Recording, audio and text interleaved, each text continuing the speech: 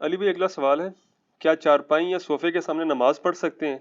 اگر اس چارپائی پر کوئی عورت یا مرد سو رہا ہو تو پھر کیا حکم ہے؟ ہو بڑا مسئلہ ہو جائے گا۔ اچھا آپ بولتے ہیں چارپائی کے سامنے نماز نہیں پڑھنے دیتے، اور اگر کوئی سویا ہو تو ہو سکتا ہے اس کی ماں یا باپ اٹھ کے کہ تو جنازہ پڑھ لگا میرا جیندے جی منو۔ یہ بھی لوگوں کے دماغ میں نا اس طرح کے کانسیپٹ آیا ہوتا ہے کہ یہ پتہ نہیں جنازہ سامنے چارپائی پہ کچھ جنازہ ہی پڑھنے لگا ہے میرا۔ نماز ہو جائے گی میرے بھائی، چارپائی بھی وہ لیٹا بھی ہوا ہے تو آپ اس کو تو کوئی سجدہ نہیں کر رہے۔ قبر کے سامنے آپ نماز نہیں پڑھیں گے،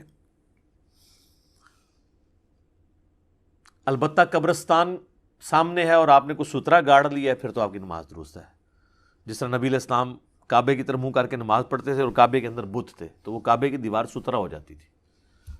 چارپائی کی طرف منہ کر کے آپ نماز پڑھ سکتے ہیں، اس پہ چاہے کوئی مرد سویا ہو، کوئی عورت سوئی ہو یا نہ بھی سوئی ہو۔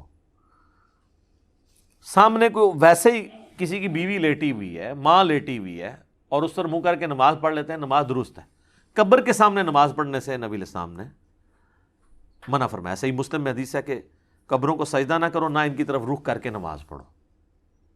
باقی زندہ بندہ ہے، لیٹا ہوا ہے، تو وہ بخاری مسلم میں وہ حدیث ہے نا، اما عائشہ کہتی ہیں کہ ان دنوں ہمارے گھروں میں چراغ نہیں ہوا کرتے تھے، اتنی غربت تھی، تو نبی علیہ السلام صبح کے وقت اٹھ کے جب تہجد کی نماز پڑھا کرتے تھے تو حجرہ تنگ تھا، میں حضور کے سامنے لیٹی ہوتی تھی تو آپ علیہ السلام نماز پڑھتے تھے، جب سجدے میں جانے لگتے تو میرا پاؤں ٹو دیتے، جگہ اتنی تنگ تھی تو میں پاؤں سمیٹ لیتی، حضور جب سجدے سے فارغ ہوتے پھر میں ٹانگیں سیدھی کر کے پھر لیٹی رہتی۔ اس سے کئی ایک مسئلے پتہ چلے، ایک تو یہ کہ عورت کو ہاتھ لگانے سے وضو نہیں ٹوٹتا، امام شافعی کا مسئلہ باطل ہے، امام حنیفہ کا موقف اس میں ٹھیک ہے۔ نمبر دو، اگر سامنے بیوی لیٹی ہو نماز ہو جائے گی، عورت بھی ہو تو نماز ہو جائے گی۔ لہٰذا وہ جو حدیث ہے نا بخاری مسلم کی کہ عورت یا گدھا جو ہے نماز کو قطع کر دیتے ہیں، اس کو یا آپ منسوخ تصور کریں گے یا اس کا معنی یہ ہے کہ وہ نماز کی کنسنٹریشن کو لوز کر سکتے ہیں، کیونکہ وہ تو صحیح مسلم میں الفاظ ہیں کہ اما عائشہ بڑی ناراض ہوئی اس کے اوپر کہ تم نے ہمیں گدھوں کے برابر کر دیا۔ تو پھر انہوں نے یہ حدیث سنائی کہ بھی میں حضور کے سامنے لیٹی ہوتی تھی تو حضور کی تو نماز کوئی نہیں ٹوٹی ہے۔ تو اس طریقے سے یعنی بعض اوقات کچھ چیزیں پھیل جاتی ہیں۔ اور تیسرا مسئلہ یہ پتہ چلا کہ اندھیرے میں نماز آپ پڑھ سکتے ہیں، کیونکہ وہ کہتی ہیں اندھیرا ہوتا تھا اور نبی علیہ السلام ٹوتے تھے اور چراغ بھی نہیں ہوتے تھے۔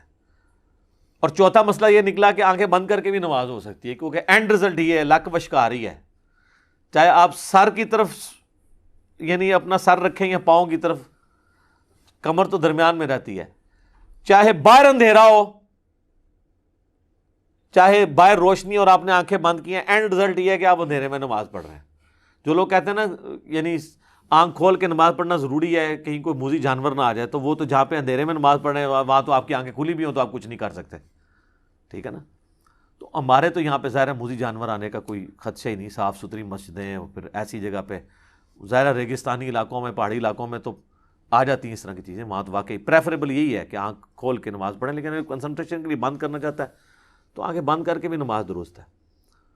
تو اس حدیث کے اندر واضح ہے کہ سیدہ عائشہ سامنے لیٹی ہوتی تھی، نبی علیہ السلام اپنی نماز مکمل کرتے تھے۔ تو چارپائی ہو یا ویسے کوئی بندہ سامنے بیٹھا ہو تو ہاں، اگر بندہ آپ جاگ رہا ہے اس کا رخ آپ کی طرف ہے تو آپ کی کنسنٹریشن لوز ہوگی، تو بہتر یہ ہے کہ پھر تو نماز نہ پڑھی جائے۔ اس طریقے سے بعض اوقات امام سلام پھیر کے پبلک کی طرف منہ کرتے ہیں تو وہ اس کے بالکل پیچھے کھڑا ہوا اس کی طرف منہ کر کے نماز شروع کرتا ہے تو اس میں کنسنٹریشن لوز ہوگی، وہ کام نہیں کرنا چاہیے۔ تو بہتر ہے کہ سائڈ پہ ہو کے نماز پڑھیں، یا وہ جب آپ کی طرف کو منہ کر کے نماز پڑھے تو آپ دوسری طرف منہ کر لیں، وہ سترے کا سترا بھی بنا رہے گا اس کے لیے۔ کچھ متس چل رہی ہوتی ہیں وہ اب پبلک میں چل رہی ہیں کہ چرپائی اگر سامنے ہے تو نماز نہ پڑھیں آپ، تو یہ بالکل غلط ہے، آپ پڑھ سکتے ہیں۔ البتہ مسجد بیت کا کنسیپٹ ٹھیک ہے، بخاری مسلم میں حدیث ہے، نبی علیہ السلام صحابہ کو ترغیب دیتے تھے کہ وہ گھر میں ایک حصہ نماز کے لیے مخصوص کریں، بلکہ وہ اتبان بن مالک کی وہ جو حدیث ہے، وہ جو ایک صحابی کہتے ہیں یا رسول اللہ مدینے میں یعنی موذی جانور بھی ہیں، پھر برساتی نالے بھی ہیں، کئی بار میں لیٹ ہو جاتا ہوں تو میں گھر میں ہی نماز پڑھ لیا کروں۔ تو حضور نے کہا ٹھیک ہے، انہوں نے کہا یا رسول اللہ آپ کبھی میرے گھر تشریف لے آئیں اور کسی ایک جگہ نماز پڑھ دیں، میں اس کو اپنا مصلی بنا لوں گا۔ تو وہ نبی علیہ السلام تشریف لے گئے، پھر پورا محلہ اکٹھا ہو گیا، پھر وہاں پہ حلوہ بنا کے لے آئے، نبی علیہ السلام نے کھایا، اور پھر نبی علیہ السلام نے نماز پڑھی۔ تو پیچھے انہوں نے کھڑے ہو کے نماز پڑھی ادر دین فرض نماز کے، جماعت کا ثبوت بھی اس سے مل گیا. تو مسجد بعید ہمارے گھر میں تو ابھی تک تھا، اب تو خیر نہیں رہا. وہ جے نماز سے کہا جاتا تھا، لکڑی کا، زمین سے تقریباً 1 فٹ یا 1.25 فٹ ایلیویٹڈ ایک پورا کا پورا مصلی بنا ہوا ہوتا تھا. وہ مسجد بیت کا ہی کنسیپٹ ہے، اور وہ فلیکسیبل مسجد بیت ہے. وہ تو آپ مسجد کے لیے کوئی ایک کونا مخصوص کریں گے تو آپ کو دھیان رکھنا پڑے گا کہ وہاں کوئی بچہ پیشاب نہ کر دے تاکہ وہ نماز وہاں پڑھی جائے. لیکن اس کا یہ فائدہ ہوتا تھا کہ اس پہ بچہ کوئی چڑھے گا ہی نہیں.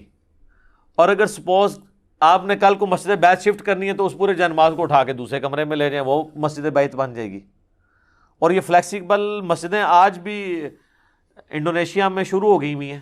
کئی سالوں سے میں نے خود اخبار میں پڑھا ہے کہ انہوں نے دیکھا کہ دوپہر کے وقت جو ہے ٹریفک بلاک ہو جاتی تھی، کیونکہ انڈونیشیا میں اور ملیشیا میں فقہ شافی فالو ہوتی ہے. فقہ شافی میں تو جو نماز نہیں پڑھتا وہ کافر ہے، اس لیے وہاں لوگ نماز بھی پڑھ لیتے ہیں.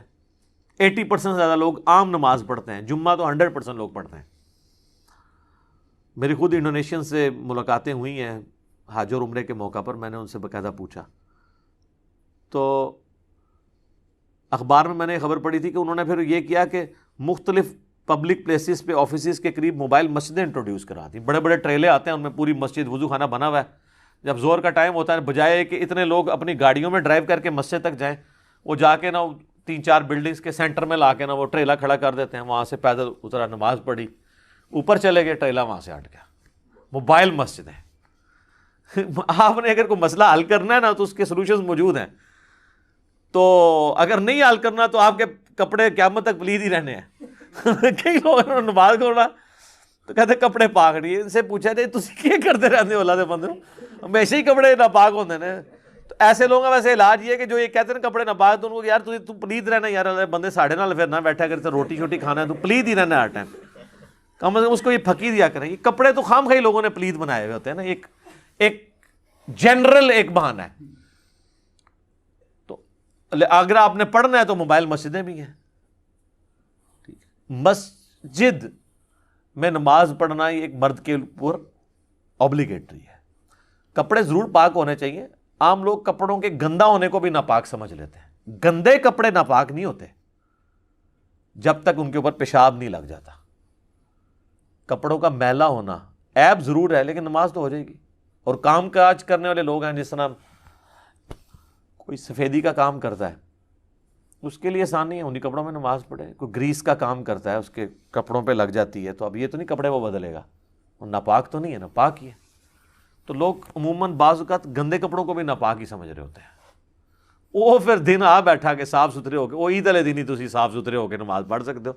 عام حالت میں تو ظاہر ہے اس طرح درویشی کی طرح نماز آپ کو پڑھنی ہوگی. ٹھیک ہو گیا.